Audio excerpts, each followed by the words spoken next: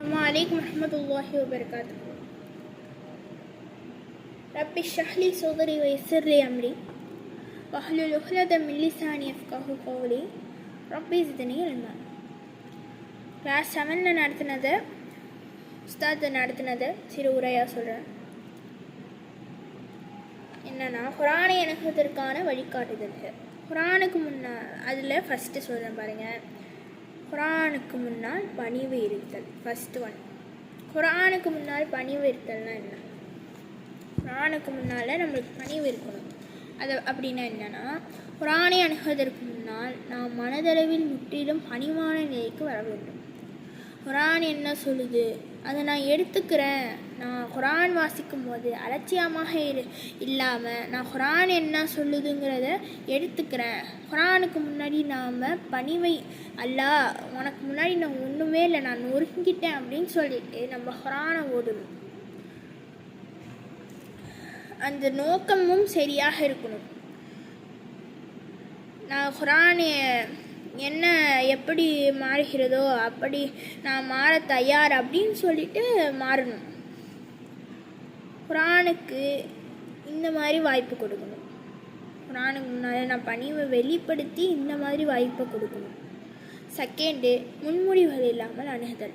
நான் வாழும் சமுதாயத்தின் சிந்தனைகளும் நமக்கே தெரியாமல் நமக்குள்ள ஒரு முன்முடிவாக நம்மளுக்கு பதிந்துடும். எனவே எந்த ஒரு முடிவும் எடுத்தோமானால் குரானை அணுகி ஏற்றுக்கொள்ள வேண்டும். ஆழ்ந்த கவனம். நீங்கள் ஒரு செயலை செய்கிறீங்கன்னா அதுக்கு ஃபஸ்ட்டு ஆழ்ந்த கவனம் தேவை. ஆழ்ந்த கவனம் தேவை. குரான் நம்ம வாழ்க்கையை சேஞ்ச் பண்ணணும். குரான் நம்ம வாழ்க்கையை சேஞ்ச் பண்ணணும்னா அதுக்கு நமக்கு குரானை சும்மா கடகடன் மந்திரம் ஓதாமல் குரான் எனக்கு என்ன சொல்லுதுன்னு சொல்லிட்டு நம்ம ஓதணும். குரான் என்ன சொல்லுது, நான் அதை செய்வேன் அப்படிங்கிற ஒரு நோக்கம் சரியாக இருக்கணும். குரான் சொல்கிறத நான் அப்படியே செய்வேன், குரான் என்ன சொல்லுது அப்படியே ஏற்றுக்கிறது தான் இந்த நோக்கம், இந்த வகுப்பு. கவனம்னா இப்போ கவனத்தோடு இருக்கணும். ரொம்ப டைம் எடுத்து அதில் அல்லாஹ் என்ன சொல்லலான்னு சிந்திச்சு அதை இது பண்ணணும். இன்னொன்று, குரானை நன்மைக்காக ஓதக்கூடாது.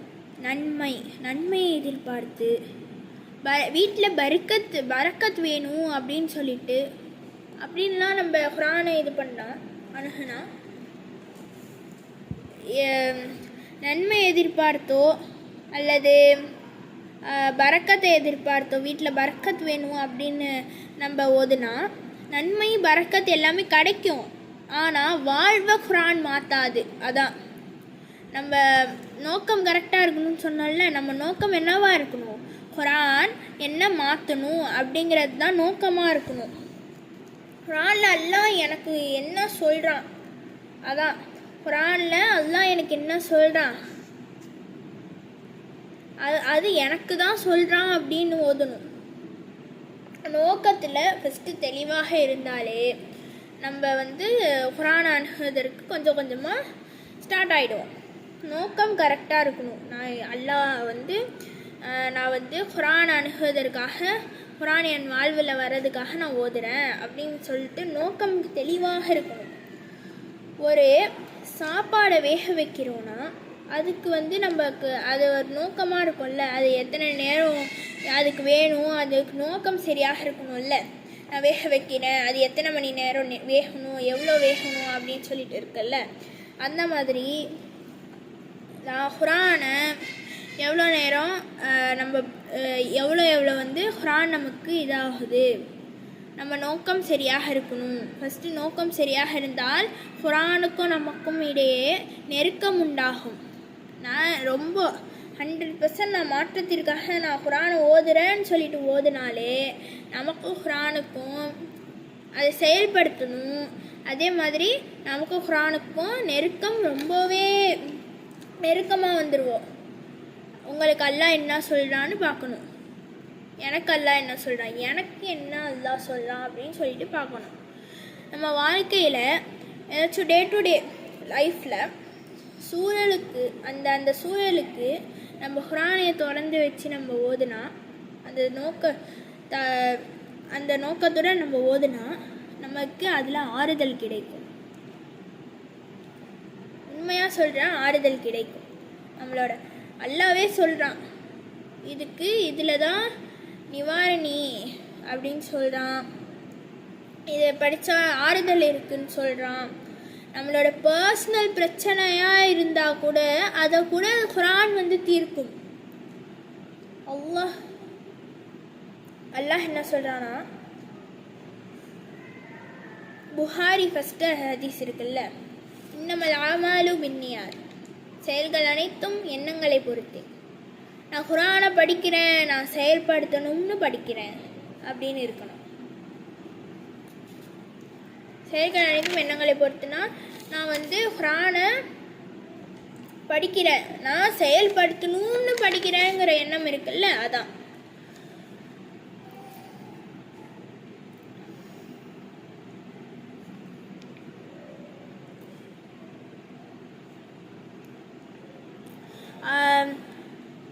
ரெண்டாவது அத்தியாயம் 121வது வசனத்தில் அந்த வசனத்தில் 2 பேர் ஒரு வகையில் சொல்கிறாங்க. அந்த வசனத்தில் யத்லூனஹு ஓதுதல் அப்படின்னு வருது. ரெண்டு வகையினர் சொல்கிறாங்க. யத்லூனஹு ஓதுதல் என்ற வார்த்தைக்கு பின்தொடரில் ஃபாலோ அப்படின்னு வருது என்ற ஆழமான பொருள் உண்டு. நம்ம ஓதுதல்னா இது திலாவத் தஜ்வீதுன்னு நினைப்போம், அது இல்லை. அதில் ஆழமாக நம்ம பார்த்தா அது என்ன சொல்லுதுன்னா, ஃபாலோ பண்ணுறதை பற்றி தான் சொல்லுது அந்த அத்தியாயம். குர்ஆனை ஃபாலோ பண்ண போகிறேன் அப்படின்னு சொல்லிட்டு நம்ம என்ன பண்ணணும்னா ஃபாலோ பண்ணணும். 91வது அத்தியாயம் 1வது வசனம் 2வது வசனமும் அதான் சொல்லுது. அது மேலே படித்தோம் இல்லையா, அதான் அதை ஃபாலோ பண்ணுறதுக்காக தான் நான் குர்ஆனையே இறக்கணும் அப்படின்னு சொல்கிறேன் அல்லாஹ். நபித்தோழர்கள் காலைல ஒரு பிரச்சனை இருக்கும், ஆனால் ராத்திரிக்கே ஆன்சர் அல்லாஹ் சொல்வான். அதை அவர்கள் என்ன பண்ணுவாங்கன்னா கடைப்பிடிப்பாங்க.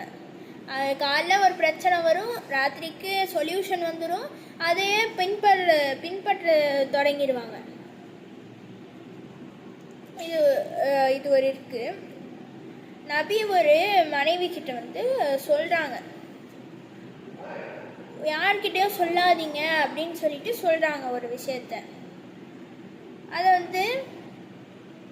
அந்த மனைவி என்ன பண்ணுறாங்கன்னா வேற ஒரு மனைவி கிட்ட சொல்லிடுறாங்க. அதை பற்றி அதை அல்லாஹ் நபி கிட்ட சொல்லிடுறான். 66வது வசனத்தில் தஹ்ரீமில் அல்லாஹ் தஆலா இதை பற்றி சொல்கிறான். 66வது அத்தியாயத்தில்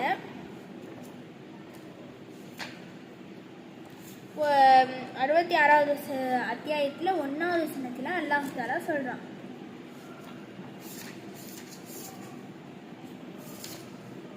நபியே, மனைவியரின் திருப்தியை நாடி அல்லாஹ் உமக்கு அனுமதித்துள்ளதை ஏன் விலக்கி கொண்டீர்? மேலும் அல்லாஹ் மிகவும் மன்னிப்பவன், மிக கருணையுடன். நபி போய் சொல்லுவாங்க அந்த மனைவி கிட்ட, அல்லாஹ் கிட்ட என்ன பண்ணுங்க, எனக்கு தெரிஞ்சிடுச்சு அப்படின்னு சொன்னால், யார் சொன்னான்னு சொன்னால் என் ரப்பு சொன்னான்னு நபி சொல்லுவாங்க. அதான் நபி சொல்லுவாங்க. அப்புறம் பாவமன்னிப்பு தேடுங்க, அல்லாஹ் கிட்ட பாவமன்னிப்பு தேடுங்க அப்படின்னு சொல்லுவாங்க. 4வது அத்தியாயம் 100வது வசனத்தில் என்ன சொல்கிறாங்கன்னா, ஒரு நபித்தோழர் ஹிஜ்ரத் செய்கிறாங்க. அல்லாஹ்வுக்காக நான் ஆடி ஹிஜ்ரத் செய்கிறாங்க. அல்லாஹ்வுக்காக நான் போகிறேன் அப்படின்னு போகிறாங்க. போன அந்த வழியிலே மரணம் அடைந்துடுறாங்க. ஆனாலும் அல்லாஹ் என்ன பண்ணுறான், எனக்காக என் அடியான் போயிருக்கான்னு சொல்லிட்டு அதுக்கும் கூலி கொடுக்குறான் அல்லாஹ். சுப்ஹான் அல்லாஹ், எவ்வளோ இது பாருங்க, கருணை. அல்லாஹ் நம்ம மேலே எவ்வளோ கருணையாக இருக்கான்னு பாருங்க. ஒரு அத்தியாயம், இப்போ நீங்கள் ஒரு அத்தியாயத்தை படிக்கிறீங்கன்னா அதை மேலோட்டமாக பார்க்காம அதில் அல்லாஹு தாலா நம்மளுக்கு என்ன மெசேஜ் கூறியிருக்காங்கிறத தான் பார்க்கணும். குர்ஆனுக்குள்ள நெருங்க வேண்டும்னா அதற்கு எது தடையோ அதை உடைக்க வேண்டும். எக்ஸாம்பிள், ஒரு ராக்கெட் போகுதுன்னா கிராவிட்டி கீழே தள்ளுது. ஆனால் அதுக்கு ஒரு பெட்ரோல் மாதிரி இருக்கும். அந்த கிராவிட்டி வந்து கீழே தள்ளுது இல்லையா, அந்த 90% அங்கே தான் யூஸ் ஆகுது. ஒரு பெட்ரோல், அந்த பெட்ரோல் வந்து ரொம்ப விலை ஜாஸ்தி. 1,00,000 1 கோடி அந்த மாதிரி போகும். அந்த ஒரு இது பெட்ரோல் மாதிரி. அது வந்து எரிபொருள். அது வந்து என்ன ஆகுதுன்னா, அதுக்கு அவ்வளோ செலவு பண்ணி அந்த கிராவிட்டியில் வந்து 90% செலவு செய்து அதுக்கு மேலே போன அந்த ஸ்பேஸுக்குள்ளே போனதுமே 10% தான் வேலை செய்யுது. இந்த ராக்கெட்டு செய்யக்கூட கம்மியான இது 50 லட்சம் அந்த மாதிரி முடிஞ்சிடும். ஆனால் அந்த ஒரு எரிபொருள் இருக்கு இல்லையா, அதுக்கே என்னன்னா 1 கோடி 2 கோடின்னு இருக்குது. அந்த மாதிரி தான் ஷைத்தான்னா முதல் தடையே. 16வது அத்தியாயம் 98வது வசனத்தில் அல்லாஹ் தஆலா சொல்கிறான், ஃபஸ்ட்டு ஷைத்தான் தடையை ஃபஸ்ட்டு உடைக்கணும்னு சொல்கிறான். 27வது அத்தியாயம் 21வது வசனத்தில், நமது வார்த்தையை போராடுகிறார்களோ ஜிஹாத், நம்ம வார்த்தையை யார் போராடுறாங்களோ ஜிஹாத்னா ஸ்ட்ரகிள்.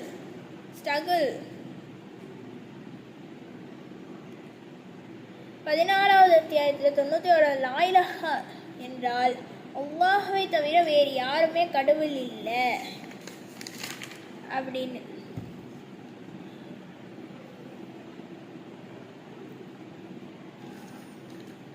தொண்ணூற்றி ஒன்றாவது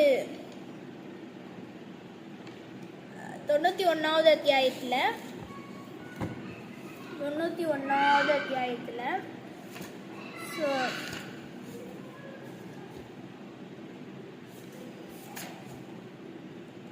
அல்லாஹ் சொல்கிறான், சூரியன் மீது அதன் பிரகாசத்தின் மீதும் சத்தியமாக, பின் அதை தொடர்வரும் சந்திரன் மீதும் சத்தியமாக.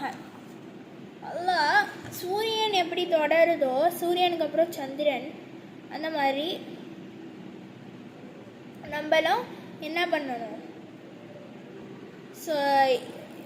நம்மளும் தொடர்ந்துக்கிட்டே இருக்கணும்.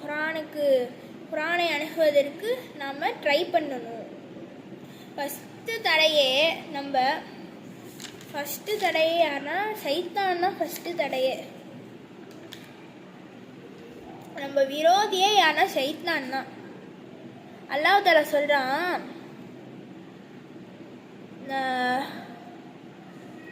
என்ன லெஃப்ட்லேயும் ஷைத்தான் வருவான், ரைட்டுலேயும் ஷைத்தான் வருவான், முன்னாடியும் வருவான் பின்னாடியும் வருவான், மேலேயும் கீழேயும் மட்டும் வரமாட்டான். சுப்ஹானல்லாஹ். அது என்னது? ஷைத்தான் வராத இடம் மேலே கீழே. என்ன? சுஜூத். அல்லாஹ்கிட்ட கையேந்துறது, கீழே சுஜூத் அல்லாஹ்வுக்கு அடிபணிகிறது. இதை தவிர வேறு எதுவுமே இல்லை. இதை பற்றி ஒரு துவா சொன்னாங்க உஸ்தாத். ரப்பி அவுது பிக்க, இது குர்ஆன்லேயே இருக்கு இந்த துவா.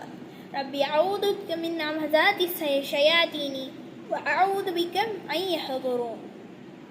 எங்கள் இறைவனை எங்களை விட்டும் ஷைத்தானின் தீண்டுதலை விட்டும் எங்களுக்கு பாதுகாப்பு கொடுங்க.